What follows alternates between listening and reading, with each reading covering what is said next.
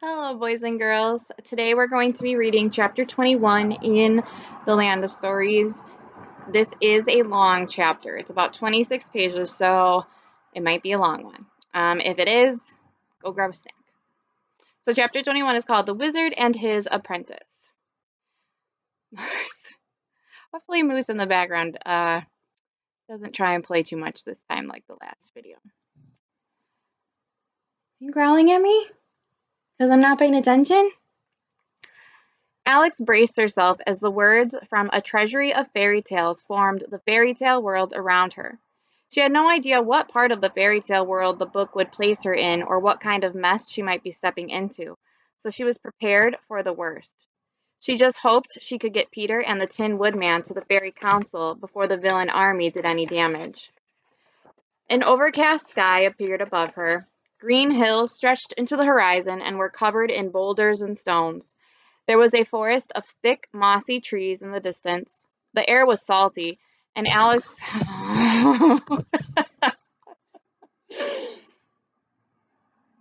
Moose, you silly. Okay, I'm sorry, guys. The air was salty, and Alex could see the ocean nearby beyond a great cliff. Alex was alone in the area, so she felt safe for the time being, but she had no idea where she was. She knew the landscape of each kingdom by heart, so she was certain she would know exactly where she was the moment she arrived. However, there was nothing about the land she recognized, and the area was an absolute mystery to her. Mother Goose and Lester also came out of Wonderland fearing the worst. They charged into the scene with their fists and wings raised, but quickly relaxed when they saw there was no one to fight. The new environment puzzled them too, and they looked around the land curiously. "Where are we?" Mother Goose said. "I have no idea," Alex said. "I thought I had been to every part of the fairy tale world, but I've never been to this place before." They scanned the area and looked for a clue as they waited for the Tin Woodman and Peter to step out of the beam of light, but neither a clue nor their friends presented themselves. "That's strange," Alex said. "I wonder what's keeping them." She went to the treasury, and right as she was about to poke her head inside the beam of light, it vanished. A moment later, the book burst into flames, and Alex jumped back from it. In just a few seconds, it burned into nothing but a small clump of ash. "What in the world just happened?" Mother Goose asked. "They must have destroyed the treasury in Wonderland," Alex said. "But why would they burn it? The Tin Woodman and Peter were supposed to follow us." The twins made their plans so fast, Alex was worried she or her brother may have misheard each other. But there was nothing that could have misled them to destroy the book. They both knew it was the Tin Woodman and Peter's way into the fairy tale world, and that the two book characters needed to convince the fairy council of their uncle's approaching army. Alex gazed at the unfamiliar land surrounding them, and a very troubling thought entered her mind. The color drained away from her face. Her knees went weak, and she fell to the ground. She was trembling, and she felt her heart beat in the pit of her stomach. "Oh, no," she gasped. "Alex, what's wrong?" Mother Goose asked. "You look like you left a small child at the grocery store." "Peter and the Tin Woodman won't be joining us in the fairy tale world because we're not in the fairy tale world," Alex said. "Mother Goose, we've been tricked. Our uncle knew we were following him and conned us into the wrong story." Mother Goose turned white, and Lester's head hung so low it almost touched the ground. They didn't want to believe it, but it did explain why neither of them recognized where they were. "How do we get back?" Mother Goose asked. "We can't," Alex said. "The book acts as the entrance and the exit to each story. We're trapped without it." "But Connor and the others must have seen the book get destroyed," Mother Goose said. "They'll know we've been marooned." "Maybe," Alex said, "unless something happened to them too. They could be trapped in another story for all we know." Alex broke into tears. She couldn't believe their journey had taken such a miserable turn. They had been so careful up to this point, and now they were trapped, possibly forever. Mother Goose decided Alex was panicking enough for the both of them. She took a deep breath and tried being positive by playing devil's advocate. "There's no way of telling what happened to your brother," she said, "but it's very possible he crossed into Neverland safely, and we're worrying for nothing. And if he did, once he arrives in the fairy tale world with the others, It won't take them long to realize something happened to us. Even if he doesn't, I have no doubt someone will find us. It may take time, and it may throw off our plan, but I promise you we won't be trapped here forever. Mother Goose pulled a handkerchief from her pocket and dried Alex's tears. Alex gave her a small smile and nodded. You're right, she sniffled. This isn't indefinite, it's just a delay. Atta girl, Mother Goose said. Since we're here, why don't we find out what here is? I certainly hope there's a tavern somewhere in this story. I'm going to need a drink. Mother Goose helped Alex to her feet, and they journeyed into the land, looking for evidence of what story they were deserted in. They walked through the forest, but it went on for miles. The trees were ancient and grew into the sky. Their roots were enormous and had completely unleveled the ground, making it difficult to walk over. Unfortunately, the woods were empty and offered nothing to put them at ease. Walking isn't doing us any good, Mother Goose said. Lester, let's see if we can find anything from the sky. Alex, you keep searching the forest. We'll be right back. She hopped on Lester's back, and they flew above the trees and disappeared into the overcast sky. Alex had a seat on a tree root while she waited. She felt herself slipping into another spiral of despair and tried to fight it off. Being upset about the situation wouldn't solve anything, but staying positive was a real challenge. Thankfully, her doubting was interrupted by a sound coming from the forest. It was footsteps, and they were headed straight toward her. Mother Goose, Alex said, is that you? The footsteps continued, but there was no sign of Mother Goose or Lester. The steps echoed through the trees, so Alex couldn't tell where they were coming from, but they were definitely getting closer. She got to her feet and looked around, hoping who or whatever the steps belonged to could help her determine their location. Alex climbed a steep mound and crashed into a man running the opposite way. They tumbled down the mound and landed on top of each other in a shallow ditch. Alex screamed, and they both quickly got to their feet. The man was tall and muscular. He wore a red shirt, a brown leather vest, and a knight's helmet. He carried a shield and a wooden sword. Forgive me, miss, he apologized, and removed his helmet to look her in the eye. Are you hurt? Alex wasn't sure. The man was so attractive, she went completely numb. The man was only a year or two older than she was. He had short, sandy blonde hair and blue eyes that Alex immediately became lost in. Miss, are you hurt? He asked again. No, I'm okay, Alex mumbled. It was all she could manage. Oh, you don't speak English. Do not fear. I come in peace, he shouted with large gestures. Not speaking English doesn't make me hard of hearing, Alex said playfully. Her remark was surprising to herself. She had just met the man, and she was already flirting with him. The man smiled at her. Pretty and witty, I see, he said.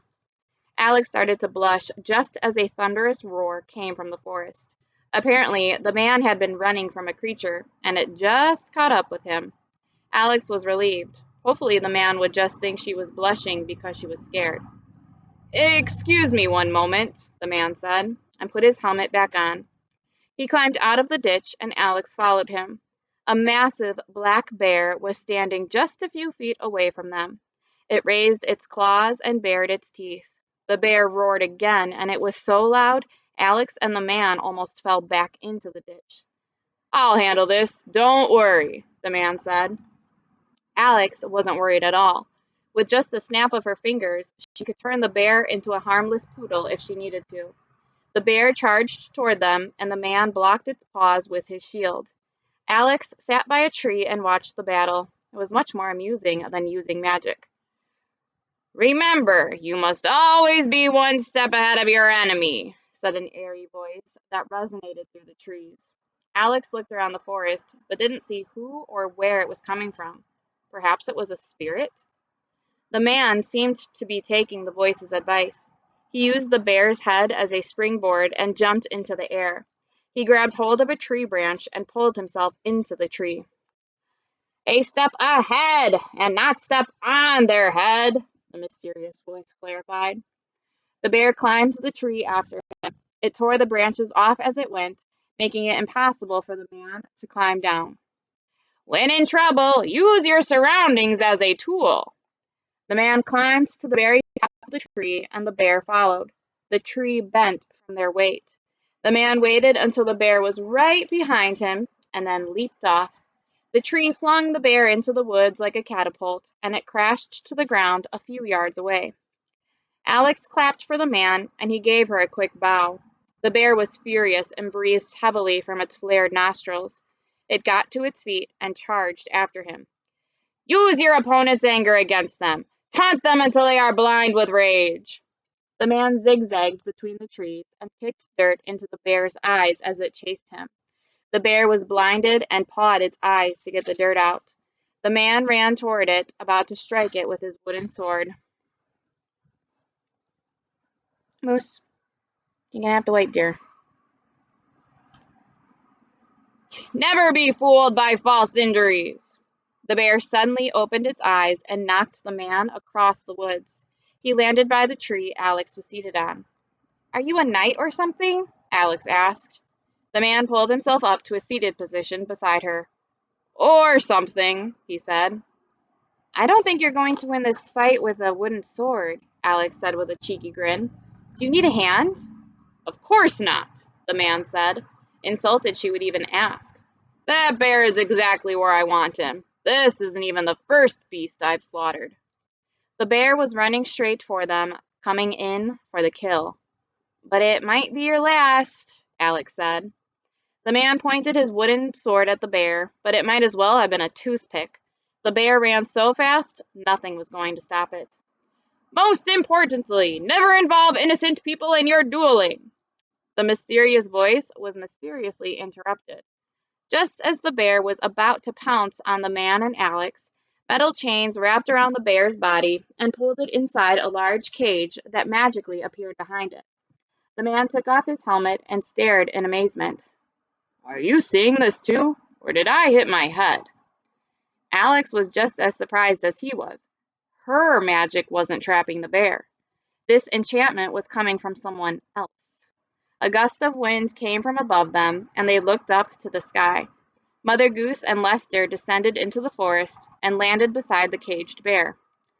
I'll leave you alone for 5 minutes, and you almost get clawed to death by a bear, Mother Goose said. I could have handled it if I was worried, Alex said. Mother Goose hopped down from Lester's back. The man quickly got to his feet and looked back and forth between the old woman and the large bird. It wasn't every day he saw a person flying on the back of a giant goose. Lester and I didn't see anything but more trees from the sky. Hey, who's the heartthrob? Mother Goose asked when she noticed the man. We haven't been formally introduced, Alex said, and turned to him. I'm Alex. These are my friends, Mother Goose and Lester. Pleased to meet you, cutie, Mother Goose said, and winked at him. Pleasure, the man said with a polite smile. My name is Arthur, and the bear you just chained up is actually my friend Merlin. Alex and Mother Goose weren't sure they heard him correctly, and looked to the other to confirm it. Did he say Merlin? They asked together. Whoosh! A whirlwind of dirt and leaves surrounded the caged bear, and the beast disappeared. An old man with a long silver beard and thick silver eyebrows appeared in its place. He wore glasses, a blue robe, and a matching pointed hat. He stared down at his arms and legs in bewilderment. Madame, that was one brilliant enchantment, Merlin said, and applauded Mother Goose. I've never seen someone enchant something so effortlessly. Mother Goose batted her eyes. Well, when you've been enchanting for as long as I have, you get lots of practice, she snickered. Merlin took off his hat, exposing his bald head, and bowed to her. It is a great pleasure to make your acquaintance, he said, and kissed her hand. You are a goddess of sorcery. Mother Goose blushed at the compliment, even more than Alex had earlier. Lester rolled his eyes and looked away. Alex couldn't believe what she was seeing and hearing. Were these really the legendary characters of King Arthur standing before her? She had to clarify it before they went any further. Hold on a second, Alex said. Are you the Arthur and Merlin, as in Camelot? Shh! Merlin shushed her and quickly covered Arthur's ears. The boy doesn't know about that yet. You're going to give it away. I'm having a hard enough time keeping him focused on combat lessons. Wait a moment. How do you know about Camelot? Alex and Mother Goose went quiet. They didn't know what to tell him. Merlin was a wizard after all. He might understand the truth if they gave it to him. Arthur looked at Alex and Mother Goose with a curious smile. Can you predict the future like Merlin? He asked.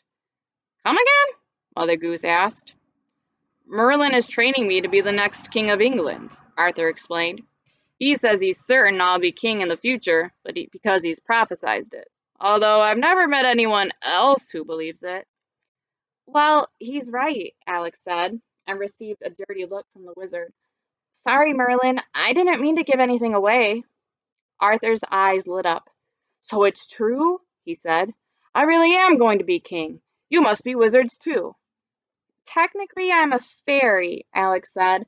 And Mother Goose is, well, I'm not sure what to call her. Experienced, Mother Goose said. I've never been into labels, and I don't want to burst your bubble, Artie, but we can't predict the future. People are just very knowledgeable where we come from. We're practically from a different world, Alex said with nervous laughter. Babylon? Merlin asked. No, we're literally from a different world, Mother Goose said. Oh, France, Merlin said, and nodded confidently. Alex and Mother Goose sighed. Perhaps Merlin wouldn't understand after all. We're from a different dimension, Alex said, giving it one last try. I know it's hard to believe, but we're trapped in this world until someone figures out where we are and rescues us.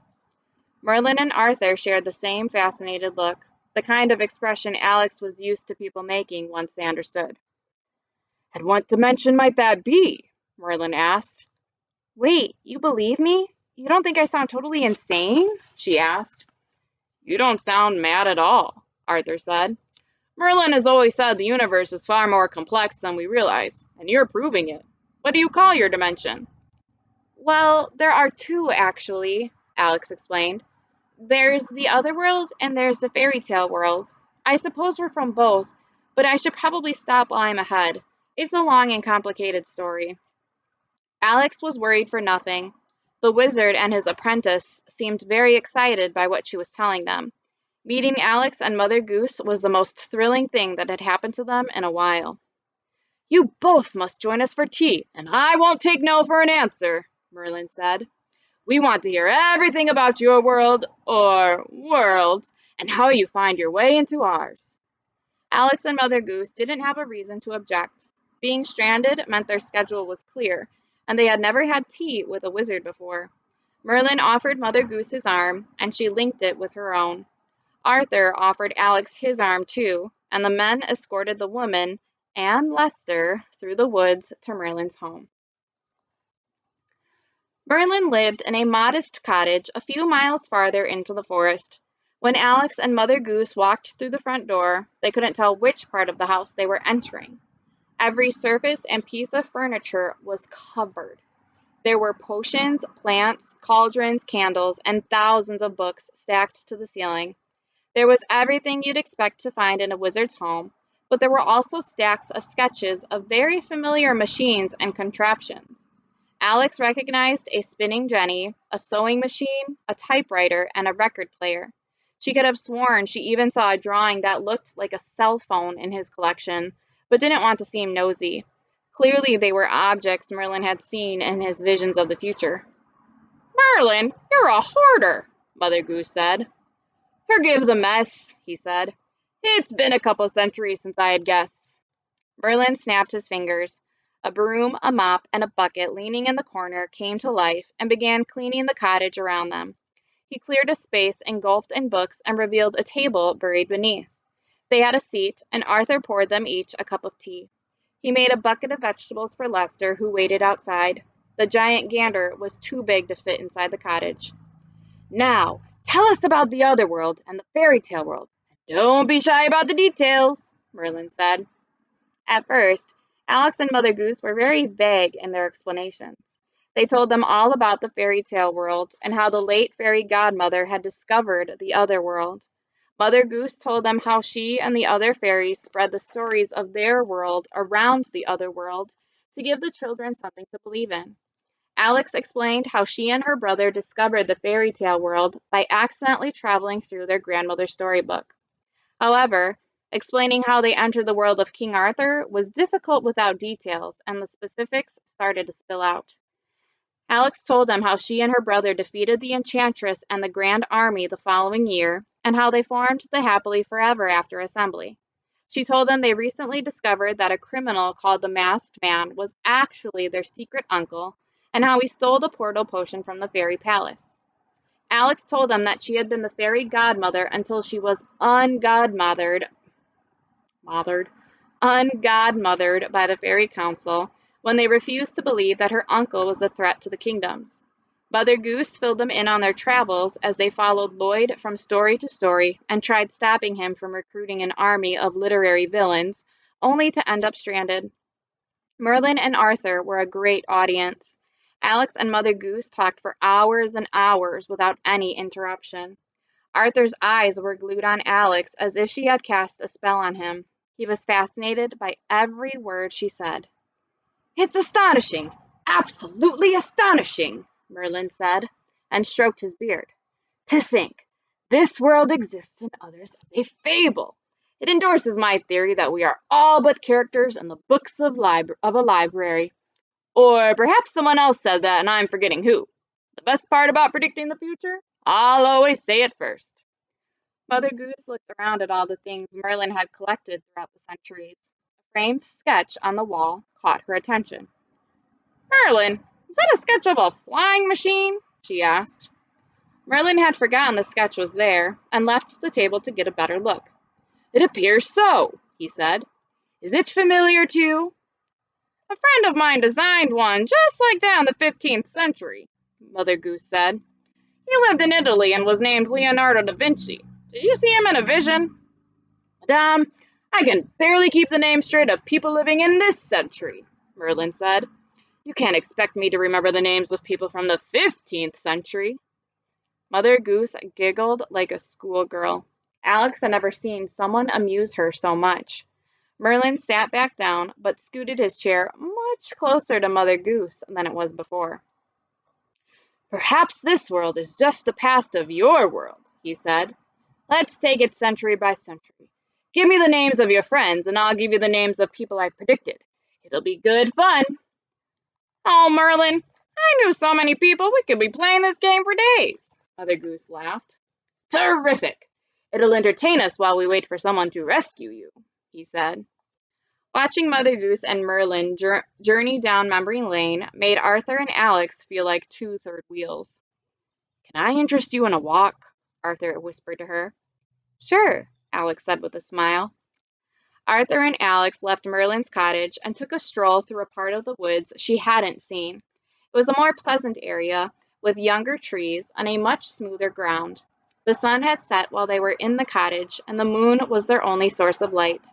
Alex might have found it romantic if she hadn't been thinking about so many other things. "I'm glad to know a little more about you, seeing as how you already know everything about me," Arthur laughed.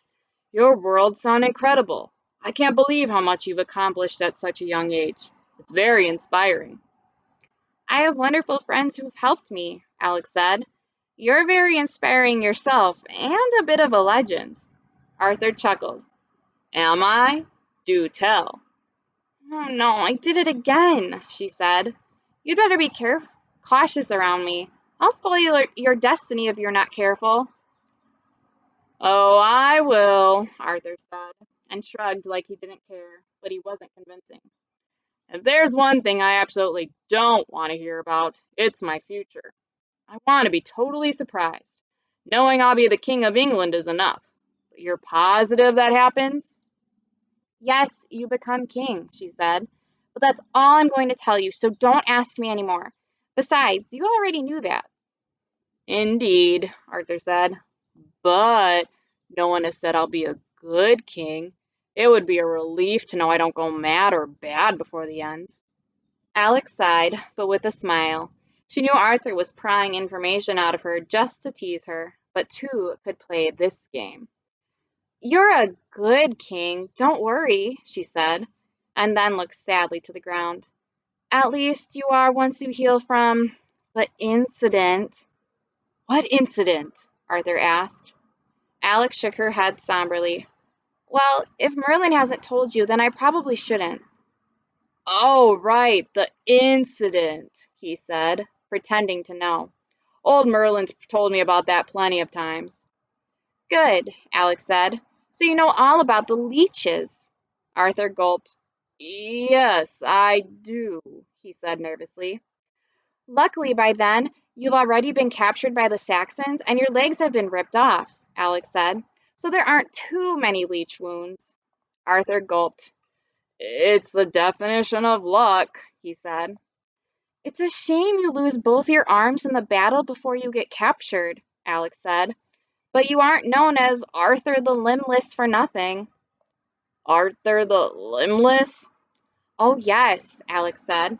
"A lesser king would have let the title belittle him, but you still managed to instill fear in all your enemies. Then again, that could be because of your future wife, Queen Gertha. Of course, Merlin has told you about her." "Naturally," Arthur said. "She's that nasty woman, right? So hideous people are afraid to look at her. Now, remind me, how many terrible children do we have?" "Just the one," Alex said. "And who would have expected you to die during childbirth?" "I die in childbirth?" Arthur asked with a quiver in his voice. "How is that possible?" "Isn't that obvious?" Alex asked. "That's why they call your wife Gertha the Strong-Handed. Did you never make that connection?" "Oh, yeah, that's right," Arthur said. "I made that connection once before, but I forgot about it." "I don't blame you," Alex said. "I would have blocked it out of my mind, too." Arthur stopped walking for a moment while he thought it all over. "Wait a second. If I'm limbless when I become king, how do I manage to pull that out?" he asked, and pointed into the trees ahead. Alex turned to see what he was talking about, and saw a grassy clearing in the forest ahead. In the middle of the clearing was a stack of rocks covered in ivy, and a large boulder in the center had been stabbed with a bright sword. Alex covered her mouth. "It's the sword in the stone," she gasped. Arthur was very amused by her excitement. "I thought you'd like to see it." "You knew I was fibbing this whole time, didn't you?" Alex asked. "Since the leeches," Arthur said with a guilty smile. "But you were very convincing, don't get me wrong." Alex playfully punched his shoulder and went into the clearing. She walked around the sword in the stone and admired its magnificence. She could practically feel the splendor radiating from it. It had a blue handle and a bright silver blade. There was a square plaque on the rock that read, "He who removeth this sword from this stone shall revealeth himself the true King of England." "Do you want to give it a try?" Arthur asked. "What? You want me to try pulling the sword out of the stone?" she asked, pointing to herself. "Why not? People travel from all over the world to give it a try," Arthur said. "Who knows? Maybe it's your true fate to be the next King of England." "I doubt that, but if it pleases you, I'll give it a go," she said. Alex stood on the rocks behind the sword and wrapped her arms around the handle. As she connected with one of the most important objects in mythical history, she felt a spur of energy move through her body. She bent her elbows and tightened her grip, preparing to give the sword a strong tug. "Boo!" Arthur yelled inches away from her ear. "Ah!" Alex screamed. "What's wrong with you? I could have had a heart attack." Arthur laughed so hard, he fell to the ground. He looked up at her fuming face and only laughed harder. "I'm sorry, I couldn't help it," he laughed. "You should have seen the look on your face." Alex was furious. She wanted to take the sword out of the stone and make Arthur the Limbless become a reality. However, with every passing second, the scare faded away and the humor set in. Alex fought the giggles growing inside, but once they surfaced, there was no turning back. She held her stomach and laughed until tears filled her eyes. It felt so good. She couldn't remember the last time she laughed so hard or cried from joy. "Do you forgive me?" Arthur said. "I suppose I had it coming," she said. "You should give it a try next. Maybe tonight's the night you're supposed to become king."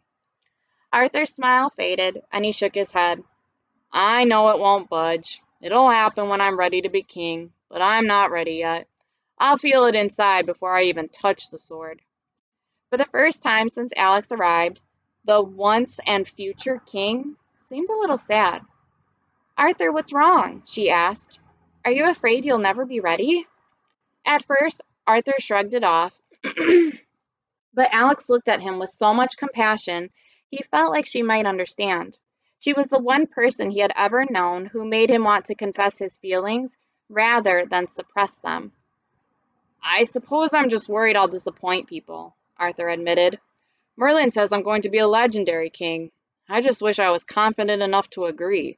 And now that I know the legend of my reign stretches into other dimensions, it seems impossible that I'll ever live up to those expectations or worse." "The expectations you put on yourself?" Alex said, finishing his sentence. Arthur went quiet and nodded. "You too?" "My legacy isn't written in the stars like yours, but when I first became the fairy godmother, I almost drowned in the expectations other people put on me," Alex said. "I wanted to believe in myself as much as the rest of the world did, so I put so much pressure on myself. I became harshly disappointed every time I made a simple mistake. I felt like I would disappoint the world if I was ever exposed as—" "Human?" Arthur said, finishing her sentence this time. "Yes," Alex said. "My biggest fear was disappointing someone, and then after one moment of weakness, I ended up disappointing the entire fairy tale world. I went from being the most beloved person in the happily forever after assembly to the most feared and hated. But rather than fighting the world that discarded me, I chose to continue saving it. So maybe greatness isn't about being immortal or glorious or popular. It's about choosing to fight for the greater good of the world, even the world's turned its back on you." Arthur looked into her eyes like no one had before. They shared a special kinship, an understanding, and an outlook on life unlike anyone else they had connected with, and possibly ever would. "I don't know what forces brought you into this world, but I am so grateful they did," Arthur said. "Me too," Alex said. "It's nice to know I'm not as alone as I thought." "Let's make a pact," Arthur said. "We'll both continue living lives of true greatness despite how we're remembered in the end." "Deal," Alex said. They shook hands and exchanged warm smiles. The energy Alex felt from the sword and the stone was nothing compared to the touch of Arthur's hand. They remained hand in hand for a few moments and separated just before the handshake could turn into anything else. "We should head back to Merlin's cottage before it gets too late," Arthur said. They broke eye contact and both put their hands in their pockets. Alex felt something strange in her pocket, a paper she had completely forgotten about. She pulled it out of her dress and unfolded it. Her entire face lit up with excitement. "Oh my gosh," Alex said. "This is a page from The Wonderful Wizard of Oz." "Isn't that one of the stories you traveled into?" Arthur asked. "Yes, my brother and I collected the loose pages that fell out before we went inside," she said. "I think I can use this page to get back to Oz and then travel back home." "Don't you need the portal potion to do that?" "I know the recipe. I can make the potion," Alex said. "And if my brother has the other pages, that means he can travel back into Oz too. I've got to tell Mother Goose." Arthur and Alex excitedly ran back through the woods to Merlin's cottage to tell him and Mother Goose the good news. By the time they arrived, Merlin and Mother Goose were 3/4 deep into a large bottle of ale, and she was still reminiscing through the centuries. "I had a fling with Emperor Constantine, but only one date with Alexander the Great," Mother Goose said with a hiccup. "The world gets it wrong about Genghis Khan. The world's biggest pain is that jerk Charlemagne." "I don't know why you're rhyming, but it sure is fun," Merlin said, and hiccuped himself. They jumped when Arthur and Alex rushed through the door. "Mother Goose, I have wonderful news," Alex said, and showed her the paper she'd found in her pocket. It's a page from the Wonderful Wizard of Oz. We can use it to go into Oz and then back into the fairy tale world. Mother Goose was so excited, she went into a fit of hysterical hiccups and couldn't speak. Wouldn't you need the portal potion to do it? Merlin asked. Yes, but we can make it here, Alex said. The ingredients are very simple. We need a branch from the oldest tree in the woods, a feather from the finest pheasant in the sky, a liquefied lock and key from a loved one, 2 weeks of moonlight, and a zap of magic. Mother Goose had an idea. She pointed her finger and opened her mouth to share it with them, but only a hiccup came out. Instead of explaining, she decided to just do it herself. She stood from the table and went outside. They heard Lester squawk loudly outside, and Mother Goose returned with a handful of his white feathers. Have your pick of a feather. There's no finer pheasant than Lester, Mother Goose said. Alex chose a particularly long feather. Great! One down, 4 to go. That certainly seems doable, Merlin said. Arthur, as part of your training, I insist you help the lovely young lady collect the ingredients she needs for the potion. In the meantime, I will entertain Mother Goose. It'll be my honor, Arthur said. I like to spend as much time with you as possible before you leave. He winked at her, and she smiled from ear to ear. Likewise, Alex said. She was so thrilled by the discovery of the page, she hadn't realized until now that their time together was limited, and she was very surprised how sad it made her. Alex spent the entire day worrying how she would escape the world of King Arthur. She never imagined she would end the day with the future king himself, or that he might be someone worth staying for. Okay, that's the end of chapter 2. I'll see you later. Bye, guys.